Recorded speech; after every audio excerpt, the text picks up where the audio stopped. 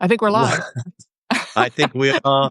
I think we are live. Another live. So excited to be joined by another super creative person, writer, Oh, director, New Yorker cartoonist, Liza Donnelly. She's published several books, including 2022's Very Funny Ladies, which helped inform her new documentary, Women Laughing. I was just hmm watching a video about that. Or maybe you're one of the many people who follow her superb Substack, Seeing Things. Liza Donnelly, lovely to meet you. Thank you, Michael. Thanks. It's great to be here. I've watched Jeopardy for years. We watched Jeopardy with our daughters when they were growing up religiously. And so, what effect did that have on them?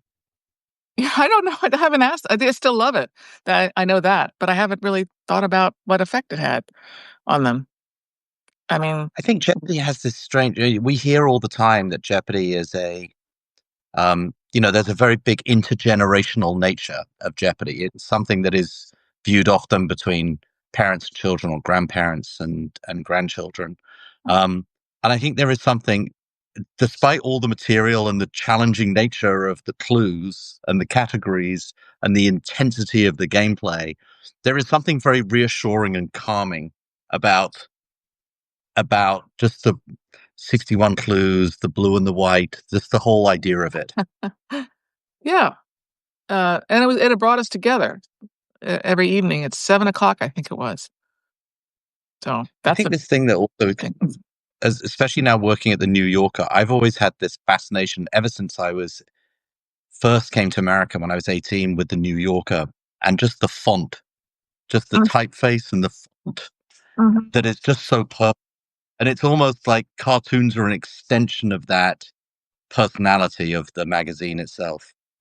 Well, totally. The magazine was started as a humor magazine. Maybe people don't know that, but in 1925, it was intended to be a humor magazine and always had cartoons, humorous drawings, as well as humorous prose. And then it, of course, morphed into what it is now. It took a long time to become what it is now, but it's a mixture now.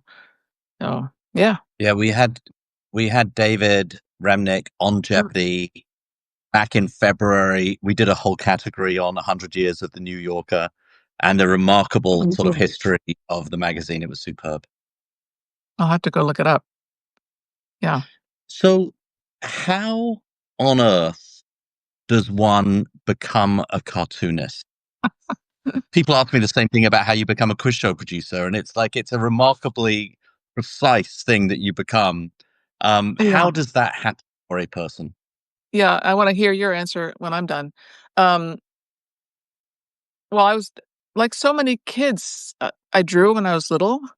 And then my parents got the New Yorker in the house, so I was aware of the cartoons at an early age, and I would trace the work of James Thurber, who maybe some of Mm, our viewers will know, because his work was he was in the 30s and 40s. His work was really simplistic and easy for a child to to to copy, and so I did, and it made my mother laugh, so I was hooked.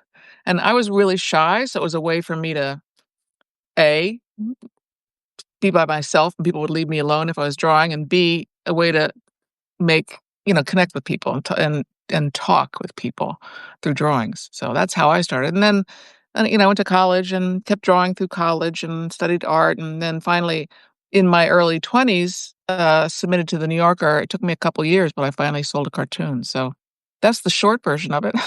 how much does one sell a cartoon for when one is a new cartoonist? I don't know. I don't because I'm not a new cartoonist anymore. But But back I then, I I don't really know the numbers, Michael. I think it might be $600 for new people. well, Yeah. today, that's amazing. Well, I'm sure it wasn't then. So you talked about making your mother laugh. I grew up in a household where my father wasn't funny at all, and my mother was very funny. And I've Mm, often thought that that had a great effect on my life and my interests and my personality. mhm. Was Sure there did. humor around your childhood? Oh, yeah. Yep. Sort of a subtle, sarcastic. I don't know. Maybe not sarcastic, but subtle. It was not, not cracking jokes a mile a minute, but a tone of playfulness and humor in our house. Yeah. So yeah. I So love how did that. you become a quiz Andy, show host? Hmm? Did you wanna be Well, that when you were that little? was no, not at all. I was a I mean, not an expression I knew when I was a kid, only when I came to America. I was the prototypical dumb jock who did not have a sentient thought in my brain until the age of 19, when I came to America and I walked into the National Gallery of Modern Art at the Smithsonian and I saw that Alexander Calder mobile, and I had a spiritual moment of realizing that creativity was a thing, and it really changed my that one, moving sculpture changed my life to some extent. And then I became fascinated. Then I suddenly became a good student. I suddenly became interested in everything in the world. I studied history in college. History is the Mm, basis of really all 70% of Jeopardy is history, is the basis of a lot of mhm, trivia. And I became interested in that. But career wise, I was really still trying to do something very different with my life. But then I ended up deciding to work in television and I got a job on a game show, and that led to um, a job later on where I met talking about writers. I met Ben Stein very early in my Hollywood career and created a show called Win Ben Stein's Money with Ben mhm, Stein and Jimmy Kimmel, which is so I've had an interesting week. Um, and I've been involved with Jimmy since the beginning of his career. But that's what really took me in. And then I just happened to, it's almost, I often think I have one of the things I love about Jeopardy is there are still people at Jeopardy who call me kid, and I'm almost 60 years old. I'm in an old man's profession.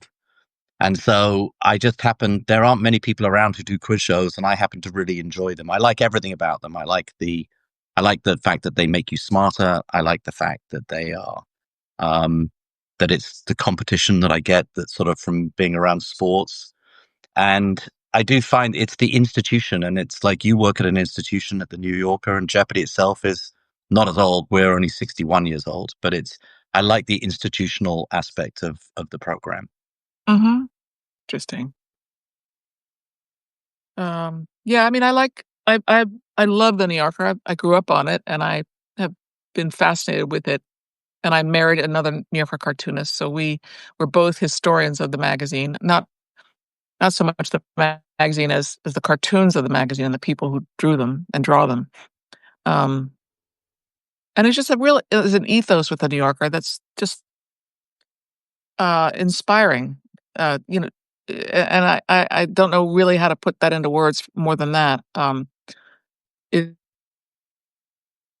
it's creativity, it's education, what's the word I'm thinking of? Curiosity. Yeah. And for me, Well, that's cartoons have always been about dialogue. I'm not necessarily trying to make somebody laugh, although that's important. But, cartoons are dialogues, where I'm putting something out there like I did when I was a child. I put something out there to get a response and to have an exchange with somebody else, and that's what I think cartoons are. We talk about ourselves in our cartoons, and that's what's so great about New Yorker cartoons is they tell us about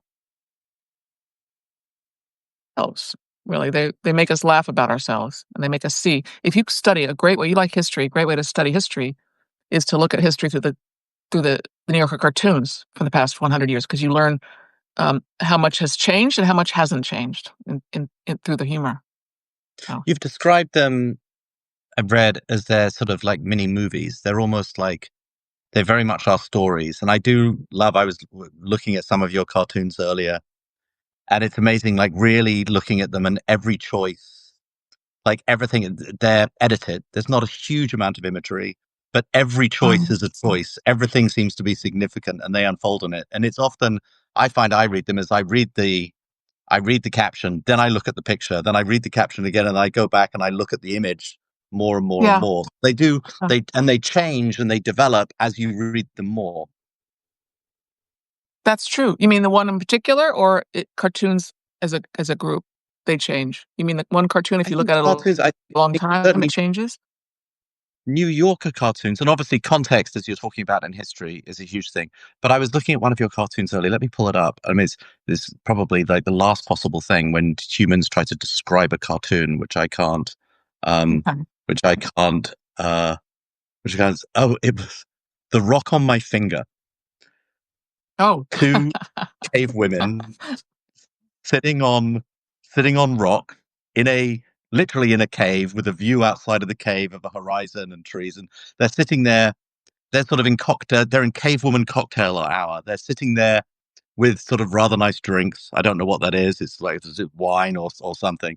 They're wearing, and I sort of love the choice of their dresses. They're wearing cave women sort of leopard print sort of dresses, but they're over the shoulder. They're very, they're both fashion forward and practical based on sort of where they were. Cold shoulder, I think it's referred to, where only one shoulder exposed. And uh, one of Mm. the cave women imploringly to the other, who's sort of sitting more upright, she's definitely being spoken to as she just says, "It was weird. He got on his knees and put this rock on my finger and asked me to spend the rest of my life with just him." And I started looking at that and thinking the, um, only a female cartoonist could create that cartoon, or contextually probably.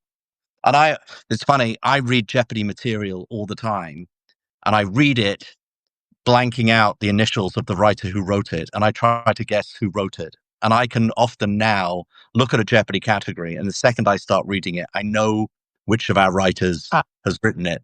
And particularly with one of our female writers, I know it's her every single time, just based on the point of view and the way she's writing. that's So I was particularly struck by that.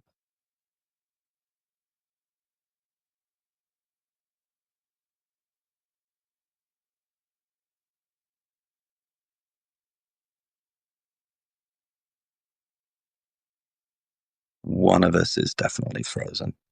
Could be well, me. I'm not hearing all that you're saying. Oh, I didn't hear everything you said because you keep breaking up for me. oh, I apologize.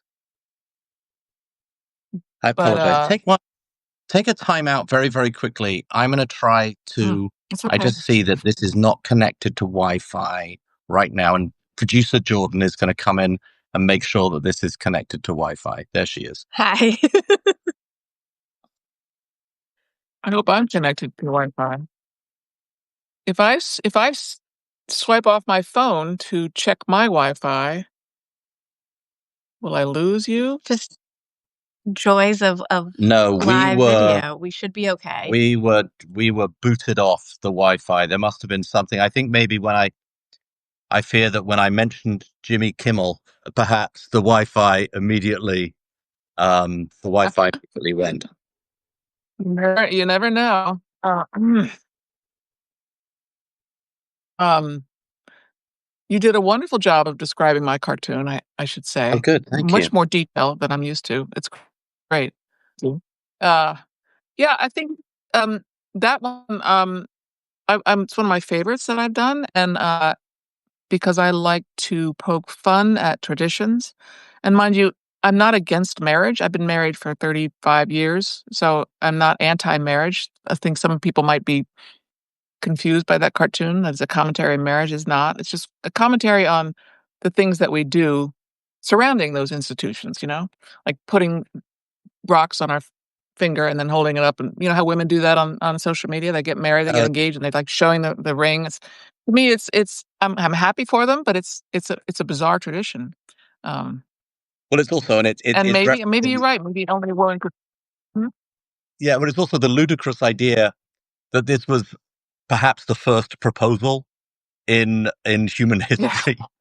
That that's to get true. on your knees and put a rock, and they are literally Yeah, surrounded by rocks in this cave. It's the last thing that really a cave woman really he needs was one on her finger.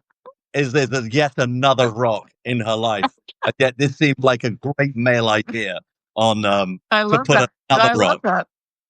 I love It's that perspective. I hadn't thought of that, but you're right. You're it's absolutely sort right. of mansplaining the entire thing by let me take another rock and to spend the rest of my life with just him. I was really struck by that. What Uh-huh. Talk to me a little bit. I know this is about as broad and big a question, and you've written entire books about this, about the history of cartoons and the history of cartoons in the New Yorker. But in what in the sort of the long history of cartoons, we talk about like there's a difference between Gen X and then, you know, Gen Z and millennials and all the different ages. In what age of cartoons are we now in terms of the different periods of cartoons?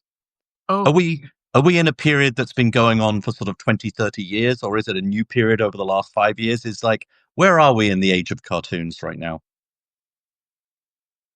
what a difficult question, but a good one. Um, well, the form is 100 years old. The New Yorker cartoon is a form is 100 years old. Um, and I guess generations that you're describing are all we all think our generation is new, but we really are um, reinventions of previous generations. So we all, all the different generations feed off of each other, right? So that's probably true with cartoons. Right now, cartoons are in a generation of they're like a renewal. Doesn't follow the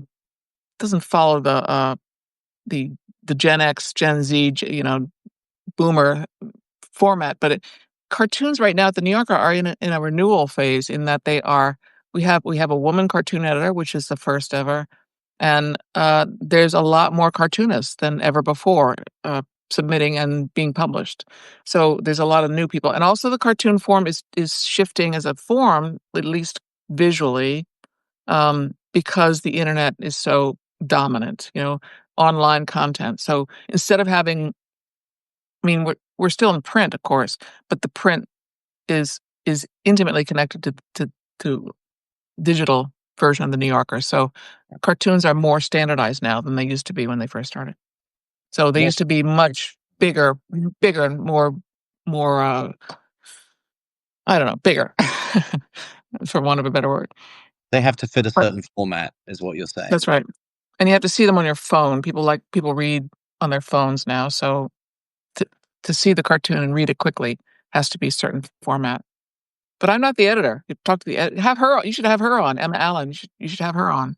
Oh no, that sounds fascinating because I think a lot because Jeopardy. I keep in my office a Jeopardy game board um from the first ever season of the show in 1964, so I can read Mm. how the clues were arranged, how the categories and clues were arranged in the Jeopardy round, in Double Jeopardy, and in Final Jeopardy. So- And Jeopardy has remained fixed, but the way clues are written, we've really over time, clues have changed. The way we write on the program Mhm, has definitely changed. We write a much mhm, broader range.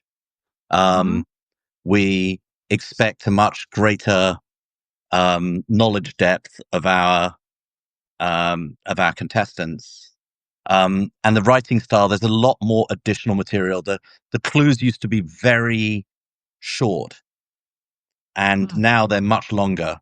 There's a interesting. expression in quiz show writing that to do with that you would take out any stage weight, you would take out any non-essential language that didn't direct you towards the correct response. We have a lot of that in Jeopardy. We leave a lot of stuff in, a lot of flourishes that aren't really Mhm. necessary for the playing of the game, and that's only increased over time. So I'm always interested in how writing and how humor changes. Yeah, well, that's another thing I love to talk about and think about is that when the magazine started, it was the humor in the magazine was, uh, created and pointed at the urban youth of New York City. And then it changed over time. After World War II, it became much more traditional. The humor was still pretty funny and very funny, but I should say also, in the 20s, there were women doing cartoons, not Uh, still a smaller number than men, but there were women drawing cartoons, so women drawing about what it was like to be a flapper in New York City. And then after the Depression and World War II, um, the cartoons became, more of a men's domain. There were more men doing it, and then women sort of disappeared from drawing cartoons in the middle of the last century. And then we came back, we meaning women, in the '70s when I started, and in part because, post second wave feminism and, a new cartoon editor came on board, and I interviewed him. He's no longer alive, but I interviewed him for my book, and I said, "Were you looking for women cartoonists?" And he said, "No, I was looking for different ways to express humor." And when you do that, when you look for different ways to express humor or literature or anything, you get more diversity. And so that's more women started coming in the '70s and '80s. And then to add to that, finally, Emma Allen was hired in 2017 as the cartoon editor, and just the fact that she is the cartoon editor, I think, brought more women in. And they also began to really make an effort to diversify the cartoon community at the New Yorker in terms of gender and race. So it's much more diverse than it ever has been, and that's great. So there's so many different ways of expressing humor, and you're not always going to get the joke. It may not be something that you understand, but that's okay. There's different ways of expressing humor, the different life experiences. I mean, that's my perspective as a woman. Doesn't mean I draw it differently than a man, or I don't have different sense of humor than a man, but I have a different life experience. So like as you pointed out with that cave person cartoon, it's going to be my perspective, what my experience in life is, and hopefully you as a man can relate to it in some fashion. Yeah, without a doubt. I was just thinking as you're talking about it, I grew up in the 19, a very, my mother loved comedy. And I remember in the 70s watching the Mary Tyler Moore Show and watching Rhoda and watching American female comedy, and all the way up through sort of like Nora Ephron films, like in the sort of 80s and 90s. And there is I think actually in British female comedy is in this sort of like amazing period now, but it's taken a while to get there. America was always like ahead. But I think it's amazing. You were talking about this sort of rebirth of female cartoonists in the 70s. There's also the overall environment of comedy and of what was happening on Saturday Night Live in New York at the same time, Totally. happening Yeah. all the time. We felt in the 70s, I grew up in the 70s, so we felt that there was more freedom. It may not really have been true, but we felt like we could do, at least I did. I was a feminist when I was a young adult, but I didn't think I needed to do anything with my cartoons in that regard. I just wanted to be a cartoonist, and I felt like I could be. Whereas probably 10 years earlier, it may not have occurred to a woman to do that. That men are supposed to be the funny ones, not women. So things change. Talking of, tell me about your film, Women Laughing. It's coming out. Well, it's going to be premiering this fall in October in New York, in Woodstock, New York, and then we have a couple more festivals.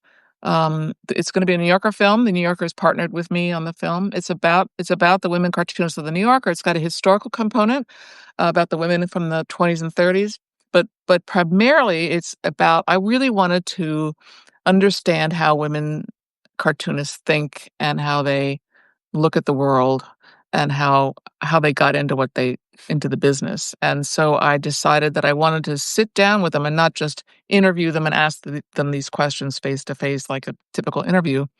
I thought, what if we sat and drew together across from each other, and as we draw, we talk about what's funny, what's not funny, how difficult it is, how funny it is, how, all those things, was your mother funny, stuff like that. So it's a series of conversations with women as we draw. And yeah, I'm it's done, finally done.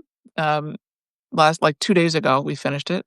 Wow. And it'll be available. It'll be in the festival circuit for a while, and beyond that, the New Yorker will publish it probably next year for online.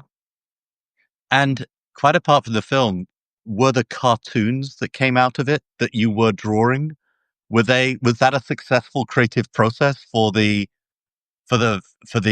writing of cartoons, drawing of cartoons? That's a good question. You'd have to ask the other women, but I think so much of what we do, Michael, is I think it's probably true with writers too, creative writers or fiction writers, is you do a lot of playing with drawing, and that's what we were doing. And they're beautiful. Some of these drawings are beautiful. I have them, and so they're in the film. You'll be able to see them. Large doodles. And then I worked across the table with these women, 5 women, and at different times. And one of the cartoonists I did this with is an old friend, Roz Chast, and we ran out of space, so we said, let's just turn it. So we just turned the paper around. It's a huge piece of paper, and like you can't see my hands, but really big, 20 by 30. turned it around, and so I drew on her drawings, and she drew on mine as we're talking and laughing and having a great time.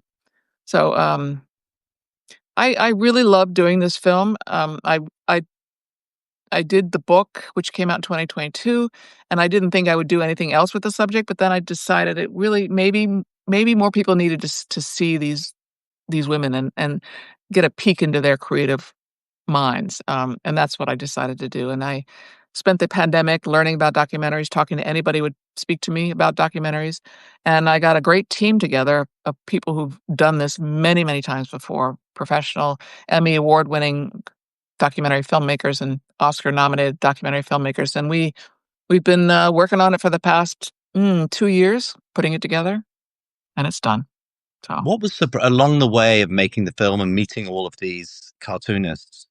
Was there somebody in particular or a process that someone had that you found surprising? Or it's very different from the way you work? Well, they're all different.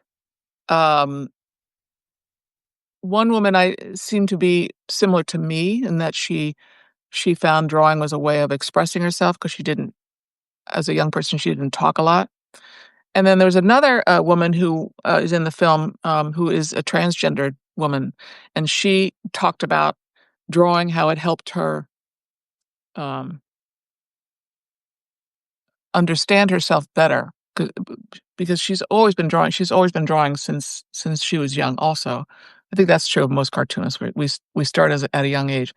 But her name is Bishak Som. Bishak was a man for a good half of her life, and then the drawing as she drew more cartoons and graphic narratives, she's a wonderful graphic novelist, she began to realize who she really is, or who as she said, what's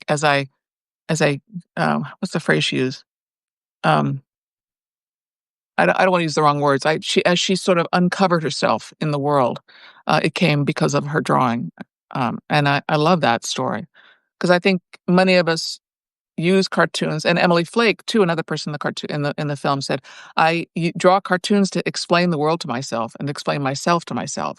So many of us use cartoons that way, is just exploring and trying to understand what's going on in our brains and in the world, you know? How how varied is your process for coming up with cartoons? Is the process disciplined and the same? Is It there is for me, yeah, I mean, it is kinda disciplined and the same in that it's a lot of, um, um, random randomness to it.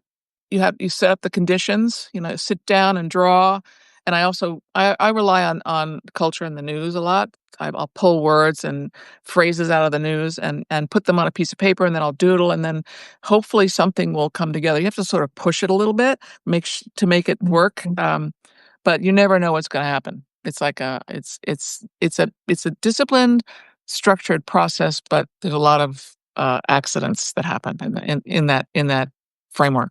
I always think of that wonderful Nora Ephron story where she dreamt the entire movie When Harry Met Sally, Oh, and really? I don't know that story. she Wow. woke up in the middle of the night having dreamt the whole film, and she had a notebook by her bed, and she wrote the movie on the notebook by her bed and Oh went my back to sleep satisfied that she had written the great romantic comedy of her entire career. And when she woke up in the morning and she read the note, all it said was "Boy Meets Girl." And at that moment, which was the last thing. Do you ever find that? Do you ever have ideas for cartoons where you're not around pen and paper, and then you have to remember them? Well, I'm having a stress dream for you, and then you have to remember them and like figure it out. Have you forgotten great cartoons? I suppose is my. Oh, I'm sure I have. Well, yeah, no, you gotta write it down, Michael. You can't rely on your memory because, yeah, you're right. There's somebody who said that they are creative, not a cartoonist, I think a writer, said they're creative in the morning before they have their coffee, sort of between that wakeful time and being attentive to the world. They sort of that dreamlike state where you grasp at things. That's what I also wanted to say. Cartoonists and probably writers, you're grasping, you're trying to listen to yourself think, and you grasp at things and pull it down and put it on the paper. And cartoonists are like sponges. We observe the world. There's a lot of observing going on and listening. Not that we take things from people, but we it sort of it goes through you and then out on the paper. We're I don't mean to be so poetic about it, but um, it's just a strange business. You know, so funny because the timing of this, I met this morning with a director, writer of animated films Oh, over here who works at Sony Animation. He's a very talented director. He just had a big hit movie with K-pop Demon Hunters, which was this idea that he pursued. And his process, I was amazed at his process, is he finds a broad subject that he's interested in. And then he just starts interviewing and interviewing and interviewing and interviewing until he finds something that really moves him. And when he finds something that really moves him and almost like chokes him up, then he goes back to try and make the film for that person. It was a very sort of individual idea. It's not the way I've heard any filmmaker ever really talk about an idea yeah. before. It was fascinating. Uh, there's so much trial and error. The process at the New Yorker is that you submit every week, or if you want, it doesn't have to be every week, but you submit 8 or so cartoons. They could be sketches, and they will buy one or they won't. So more often than not, they won't because it's highly competitive. Even for those of us who've been doing it for 45 years, it's still very competitive. But the great thing about that, even though it's a lot of rejection, is that you're drawing all the time and you're exploring and you're um, trying stuff out, and that also helps you figure out what your voice is. I mean, my early cartoons, I hate them, and some of my recent cartoons too. But um, you finally get to a point where you kind of know you can. No, you don't know. You never really know what's going to work, but you're not as afraid to try new things when you get older, right? Right? No, I think that's very true. I certainly feel Mhm. that. Mhm. Um, Talking of new things, seeing things, which is your Substack. Yeah. So tell me about that. Like, what do you get out of that expression? Mm. Yeah, welcome to Substack, Jeopardy. You guys are new here, right? Two Yeah. 2.5 months. That's great. I think it's such a great idea. Yeah, I've been on for a little longer because I write a weekly sports quiz. I'm obsessed with sports, and I write a sports quiz on Substack every weekend. And that's sort of really how I learned about it and how I decided to bring Mm, Jeopardy onto it, because Jeopardy is really essentially about writing. We're here to honor great writing. mm, And that's what we're interested in on the mm, whole. mhm. Um, well, I like the the platform because, and I've done it before with other I I've done it with other platforms before. I wrote and drew on Medium, which is another similar platform, uh, writing and blog, for want of a better word, blog platform.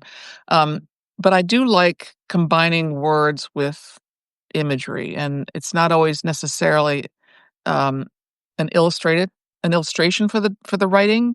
And my writing is always about culture and politics. I don't write nonfiction. I don't write fiction. Um, but it's a community of people, and it's a lovely community of people. The people have come out of the woodwork to support me on Substack.